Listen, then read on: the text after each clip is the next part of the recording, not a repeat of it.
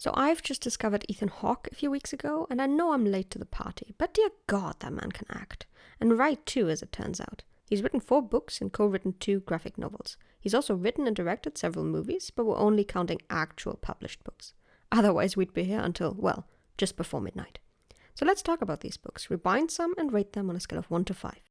The Hottest State, 1996. The Hottest State is Ethan Hawke's debut novel, and it tells the story of a young man falling in love for the first time. William Harding is a 20-year-old actor who meets Sarah, an aspiring singer, in a bar fittingly called The Bitter End. For William, this meet-cute jumpstarts an emotional downward spiral as he tries desperately to balance these overwhelmingly intense and sometimes even violent feelings within himself. It's dramatic, as first loves tend to be, and it deals primarily with the topic of white male rage after first rejection, as well as the aftermath of a stunted emotional development due to a lack of positive male role models and growing up in a world where self-destructive masculinity is encouraged. Be strong, don't cry, and don't show how much you care. It is a product of its time, a glimpse into the male psyche rampant in the 1990s. And reading it in the year 2024 certainly was one of the reasons I found Will's actions hard to follow. This book moves at breakneck speed, and despite the almost 200 pages, I read it in one sitting, mainly because it largely consists of dialogue, which is where Hawke shines. But those well-written exchanges only seem to illustrate how bare bones the rest of the prose is. Every once in a while we get a short chapter about William's upbringing, his relationship with his divorced parents, or a quick sentence about how he feels about himself, but those are few and far between. The sentences don't flow nicely. Some are far too short, others just listing information. Neither succeed in efficiently setting the scene. When I read a book, I want to get lost in the text, which is hard to do when every period at the end of a sentence feels like we're pumping the brakes on the story. There is a great story here. He just didn't write it all. Not because he's a bad writer, he most certainly is not, but because he was just 25 when he wrote it, and an actor at that. So his ability to write these great dialogues makes sense, because that's what he's used to focusing on. And so does the fact that the prose in between them gives the reader just enough information to set the scene, like a playwright trusting the director to fill in the blanks. And this idea might not be so far off, as in 2006, Hawke wrote and directed a movie based on this book. Now, the movie works much better. The filmography is beautiful and the acting is realistic and effective, especially the performances by Catalina Sandino Moreno, who plays Sarah, and both Laura Linney and yes, Ethan Hawke, who play William's separated parents, were great. This book feels like a first draft, and in a way it was. So I gave it a simple rebind, nothing too fancy, and I'm rating it 2 out of 5. Ash Wednesday, 2002. Ash Wednesday is an absolute roller coaster of emotions. We're starting out with one of our 2 protagonists, Army Sergeant Jimmy Hartsock, high as a kite on meth, who, after breaking up with his girlfriend Christy, has to tell a mother her son has been shot. We switch to his girlfriend, Christy, who promptly gets on a bus home to Texas to see her grandmother because she is, you guessed it, pregnant. Jimmy realizes his mistake and drives after her, proposes, and then offers to drive her to Texas anyway. The whole book takes place on that road trip, and it is a wild ride, filled with emotional ups and downs and rapid-fire realizations about life and an uncertain future. It is funny at times, and you can see how much he's improved, as well as the beginnings of what made his later works so great. But this was only Hawke's second novel, published in 2002, 6 years after The Hottest State. Where it excels again is in the dialogues. Hawke is an actor, and you can feel that in every character's spoken word, every monologue, every witty quote. But it is very visible that Hawke hasn't fallen in love with writing those descriptions in between. And while this short, rough-around-the-edges way of writing works for these young characters, telling their story to us as they're living through it, to me, it felt less like a conscious limitation rather than an involuntary one. Still, it is a major improvement. I'm no longer tripping over sentences, I'm actually enjoying myself. I've already reread some chapters, maybe I'll reread the entire thing, and change my mind. And I certainly enjoyed rebinding it. I wanted to incorporate both Albany and Houston on the cover, as well as on the end papers. And I'm really happy with how it turned out. Ash Wednesday is a good book. It's funny and frustrating in the best way. 3 out of 5. Rules for a Night, 2015. Rules for a Night is written in the form of a letter from the novel's protagonist, Sir Thomas Lemuel Hawke, to his 4 children. Separated into 20 small chapters and a final poem, it recounts some very formative moments of Sir Hawke's life and offers some general advice on a variety of topics. What can I say? This one has my heart. When you're in your 20s, sometimes it seems like you've got the world on your shoulders, and every little bump in the road feels like you're plummeting off a cliff. And while the older generations might call this sentiment dramatic, which, yes, it is, I'm sure they felt much the same when they were at that age. This is, after all, everyone's first time on this earth. I love that once you've read this book and you rewatch some of Ethan Hawke's movies, you sometimes hear one of his characters paraphrase lines from it, like Reverend Ernst Toller in First Reformed. Courage is the solution to despair. Reason provides no answers. We can't know what the future will bring. We have to choose despite uncertainty. Wisdom is holding two contradictory truths in our mind simultaneously. Hope and despair. A life without despair is a life without hope. Holding these two ideas in our head is life itself. Or, and this creeped me out a little, Arthur Harrow in Moon Knight. We are here to make the earth as much like heaven as possible. And even though this book came out in 2015, there are references to it in both The Hottest State, Women with Nice Legs Give Themselves Permission to Be Uninteresting on page 73, and in Ash Wednesday, when one of the characters pulls out a list called Rules for a Princess on page 115, with very similar teachings. So clearly, this has been a passion project for a long time. I genuinely did not think this book would mean so much to me, but here we are. It made me reevaluate familiar concepts like forgiveness, pride, and friendship. I'm usually a rather quick reader, but I tried my best to pace myself, as it's short, and I wanted to make it last, to really take every word in. Every chapter is a lesson, but it's taught with so much heart, you can't help but to hang onto every word without feeling belittled. I love the fables, I love the illustrations done by Ryan Hawke, I love the poem at the end, it's just an all-around wholesome read. And I also really love how this rebind turned out. It was definitely inspired by this book's hardcover edition. I just love the green book cloth and the sword motif. But I also wanted to add the 44 pointed red deer and echo the bird theme inside the book with a small Eurasian blue tit. My favorite. Sometimes I just pick it up, turn it over in my hands, flick through it, read a passage, and continue on whatever I was doing. It's just a lovely book to have in your life and one to keep close to your heart. 5 out of 5. Inde, 2016. Inde is Hawke's first graphic novel and his first collaboration with the artist Greg Ruth. It tells the story of the Chiricahua Apache's fight for independence from an Apache point of view, as described in the foreword by Apache artist Douglas Miles of Apache Skateboards. A unique narrative when most books, movies, and myths of the Wild West have been told from a white man's point of view, which is funny considering both Hawke and Ruth are white men, something Hawke actually addresses in the afterword. He talks about an encounter he had in his youth while he was on a road trip with his father, how his Native American co-stars educated him on their history on the set of White Fang in 1991, how he discovered films on Native American history and found that authentic Native American perspectives were lacking. All of this led up to him making friends with the writer and outdoorsman Charles Gaines, and gave him an in to write a script for a film about the Apache Wars. He then asked Greg Ruth to look over his writing, but Ruth made it clear that he would not be satisfied with simply storyboarding it. And so a movie turned into a graphic novel. I knew it was not really my story to tell, but my heart felt compelled to tell it. It was definitely a labor of love and a project that spanned over several years as both Hawke and Ruth wrote and rewrote the story over and over again. And while that passion is visible in the story itself, with every panel just oozing meaning and drama, it also means that as a writer or as an artist, you can become desensitized to information. You might go over something you've done and decide to take some crucial information out because it's obvious to you, because you've seen it 100 times. But your audience, who's reading it for the first time, skids to a halt because they feel they've missed something. Now, I'm not against using that as an artistic device to wake your audience up and to encourage them to think rather than blindly consume. However, when it happens over and over again, that's when it starts to get annoying. And this is not something that's limited to the dialogues, which are just absolutely filled to the brim with information, direct and implied in the subtext. The artwork, while beautiful and rich in style, seriously, some of these panels are gorgeous, is not always clear. I cannot always tell who is speaking to whom. I love how the specific style shows movement in the action scenes, especially when shots are flying and horses are rearing, but when it comes to scenes filled with dialogue and little else, the art sometimes is doing more than it needs to, and the character designs being awfully similar is also not helping. Sometimes less is more. And sometimes more means more. Often I found myself wishing for a bit of context, a little star at the end of a word, and a little explanation at the bottom of a page. It got to a point where I was pathetically grateful when the characters addressed each other by name.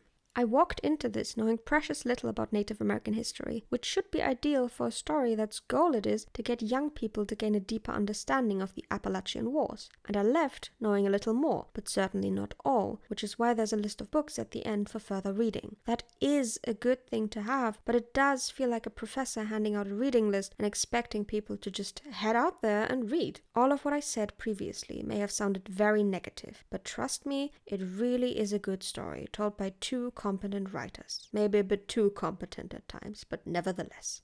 But there still is the question of how appropriate it is for two white men to tell a Native American story, which is why I thought I'd ask the Chiricahua Apache Nation directly. As of the 5th of December, I have not gotten a response. However, I have looked a bit more into it and found a pretty damning review by Dr. Debbie Reese of American Indians in Children's Literature. According to Dr. Reese, this book is not suitable for the use in classrooms because of its inaccuracies. Hawke also paraphrases Geronimo's story of his life by S.M. Barrett in several places, but credits David Roberts, Once They Moved Like the Wind, with inspiring him in the afterword. Barrett's book is merely included in the for further reading bit at the end, which does prompt the question, is that enough? But apart from that, Dr. Reese lists a few serious historical errors made in the book. On page 10, the book opens on a massacre where Geronimo's wife, Alope, and their 3 children were killed. His writing suggests Natchez was in charge at that point. Both Barrett and Hawke's own primary source disagree with him there, saying Mangas, Colorado was in charge. It was also Mangas who said they needed to leave the bodies unburied.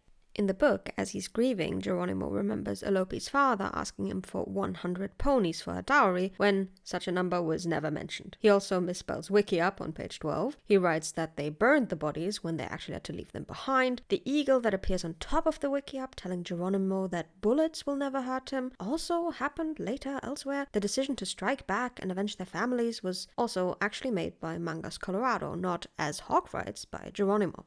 There are a myriad of other mistakes in the book. The worst of them is the depiction of an attack on a Mexican town on page 35. Geronimo and his men are depicted on horseback, killing everything in their path, men, women, and children. 2 small children are depicted with spears thrust through them, and a few pages later Geronimo scalps a man. In fact, the only scalping in this book is done by Native Americans. Neither Barrett nor Roberts wrote about it in this manner. According to them, the attack was against Mexican soldiers outside a Mexican city called Arizpe. There was no attack of the kind that Hawke depicts. Rather than bring honesty, he used that word in his afterword, to this story, Hawke has created violent, brutal misinformation that he is, in effect, adding to that already huge body of misinformation about Geronimo and the Apaches.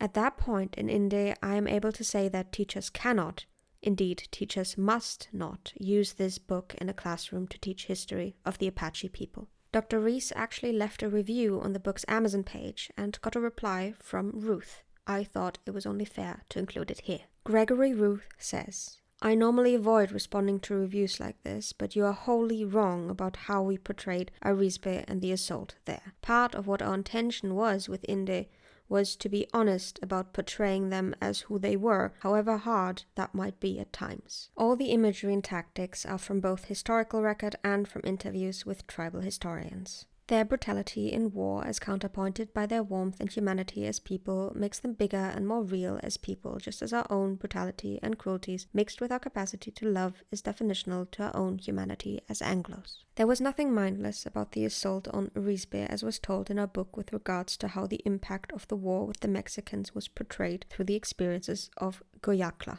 The Apaches were and remain a powerful, important, and essential participant in our American story, and it would do them a disservice to ignore the full measure of who they were as informing us to who we all are today. I respect your difference of opinion, but stand behind our portrayal of them. Now, that was a lot. If you read the fine print, hidden right above the copyright information, this work is declared as historical fiction, which directly contradicts Hawke's afterword. The little boy who scoured roadside souvenir shops so many years ago to find out the whole story on the Apache Wars would probably be better served not picking up this book. As a fan of Hawke's other work, I am deeply disappointed. The original intention for truth seems to have been abandoned in favor of an epic tale. 2 out of 5. Meadowlark, 2021. Meadowlark is the second graphic novel Hawke has done in collaboration with Greg Ruth. The story follows Cooper, a child of divorce who's recently been suspended from school and now has to spend a day with his father. His dad is Jack Meadowlark Johnson, and he used to be a boxer back in the day, but now works at the local prison and bears an uncanny resemblance to one of our two authors. Their Bring Your Kid to Work day is, however, interrupted when a few highly dangerous characters decide to escape, leaving a trail of mayhem in their wake. It's an emotional coming-of-age story, beautifully illustrated once again by Greg Ruth, with wonderful dialogue, which leaves enough metaphorical and physical space for the reader to let the gravity of it sink in. The choices I have previously criticized have been resolved. We have memorable characters, easily distinguishable by their design and their manner of speech. There are establishing shots to set the scene, giving the reader room to breathe and digest the information previously given. And overall, the panels are less jam-packed, which allows for the other more filled panels to really shine. This book has managed to find the balance between style and substance, conveying the story skillfully without losing this very distinct style. I especially loved the recurring animal theme. I really enjoyed this book. As a child of divorce myself, I understood what Cooper was going through, though I decided to skip the prison break and the school suspension myself. It's tough, and capturing a situation like that and the emotional weight that comes with it was done incredibly well. 4 out of 5. A Bright Ray of Darkness, 2021. A Bright Ray of Darkness begins with a young man going through his marriage very publicly imploding and simultaneously having his Broadway debut performing as Hotspur in a production of Henry IV. It's a novel about shame, about self-disgust, about fatherhood, about hoping despite all hope, about being disappointed and yet finding yourself in the wreckage, healing yourself through art and discovering a new outlook on life. It's funny and steamy and raw and real and a thoroughly enjoyable read, especially if you're listening to it. I generally don't like audiobooks, but Ethan Hawke's performance is glorious, and I'm not saying this lightly. A few chapters in, the protagonist tears his vocal cords, which are actually vocal folds by the way, during rehearsals, and a few pages later, when he speaks to someone else, you can hear it in his voice. Seriously, the whole thing is insanely well done. The first advice young writers get when they're starting out is usually write what you know. And those of you who haven't been living under a rock like me might not be surprised when I tell you that Hawke is drawing from some very real personal experiences here. A cheating scandal, his public divorce from Uma Thurman, hell, the man even played Hotspur on Broadway while all this was happening. Although the leather armor he described in the book might have been derived from when he played Macbeth, also on Broadway. But what do I know? There are precious few pictures from that time. I'll never forgive the Lincoln Theatre for not recording those two performances, by the way. It didn't have to be a professional recording either, just proper camcorder somewhere and hit record. Those little tidbits of Hotspur's dialogue in the book had me on the edge of my seat. And if you're interested in seeing Hawke perform Shakespeare, might I recommend Michael Amoreda's Hamlet and, if you're not afraid of a little camp, Cymbeline. It took me a while to decide on a design for the rebind, though. I made 8 designs in total before I finally settled on this one. I wanted to incorporate the burnt match, as well as the smoke from the original cover, and give a nod to Shakespeare's Henry IV, so I designed a little playbill for the back. And to tie both the front and the back design together, I put some of Hotspur's dialogue on some scrap bookcloth with a hot foil quill and added a burnt edge in gold vinyl. I'm not going to lie, this may be my favorite rebind I've done. If we look back to where we started, the improvement this man has gone through is astronomical. The brilliant dialogues I loved so much in The Hottest State, the beginnings of the scenic descriptions in Ash Wednesday, the emotional poignancy displayed in Rules for a Night are all coming together in this novel, and it goddamn works. A Bright Ray of Darkness is probably my favorite book this year. 5 out of 5. Final thoughts. I enjoyed this little deep dive, and I'm glad to have broadened my horizons reading books I normally would not have picked up. It's always nice to discover new things, even if you end up not liking them. In the end, you usually learn a little bit about yourself, and I've learned that one of my favorite literary genres is men going through it. Now, I am a little sad that I will probably never get any of these books signed, which is a bummer. But who knows, maybe I'll manage to make it to some indie film festival where Ethan Hawke is inexplicably in attendance. Could be a fun road trip, just me, my husband, and my stack of handmade hardcover books. And if I can't have that, then at least I can wish for Hawke to record some more audiobooks. I, for one, would love to be able to fall asleep to the daring tales of Sir Thomas Lemuel Hawke.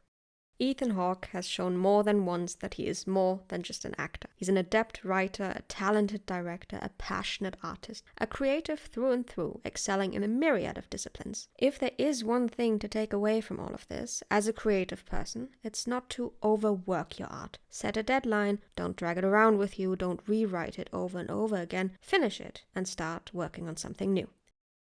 And that's it.